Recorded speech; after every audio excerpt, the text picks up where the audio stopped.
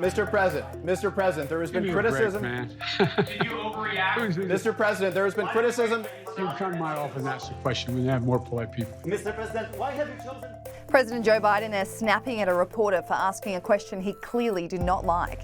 The US president faced a press briefing today to update the country on the Chinese spy balloons and other objects found in America's airspace.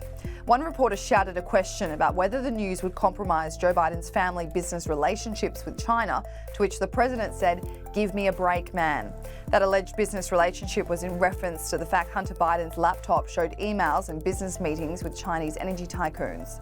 Another reporter asked for Biden to respond to criticism that perhaps he had overreacted to the balloons, which was met with the president condemning the reporters for not being polite enough.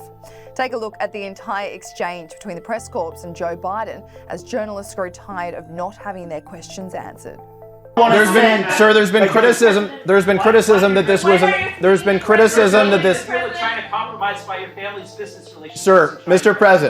President, there has been criticism. Did you overreact? Mr. President, there has been criticism that this was an overreaction that was done because of political pressure. You can come to my office and ask the question when they have more polite people. Mr. President, why have you chosen Poland for your trip to mark anniversary of the war? And what's your message? When are you speaking to President Xi, Mr. President? That certainly wasn't the most tense example that reporters have been used to. The lack of question-taking and transparency from the White House has been a testing subject for press corps and a far cry from Biden's predecessor Donald Trump, who constantly faced the media. President Biden has lashed out at reporters a few times over his first 2 years in office. Why are you so confident he'll change his behavior, Mr. President? Yeah, I'm not confident in changing behavior. What the hell? What do you do over there? So when did I say I was confident? You said in the next 6 months you'll be able to determine. What I said was, let's get it straight.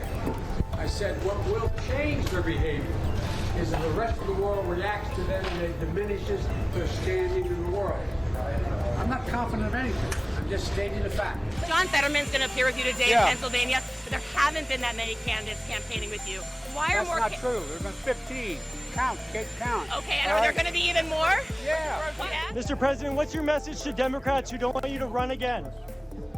They want me to run. 2/3 say they Read don't. the poll. Read the polls, Jack. You guys are all the same. That poll showed that 92% of Democrats, if I ran, would vote for me. A majority of Democrats say they don't want you to run again in 2024. 92% said if I did, they'd vote for me.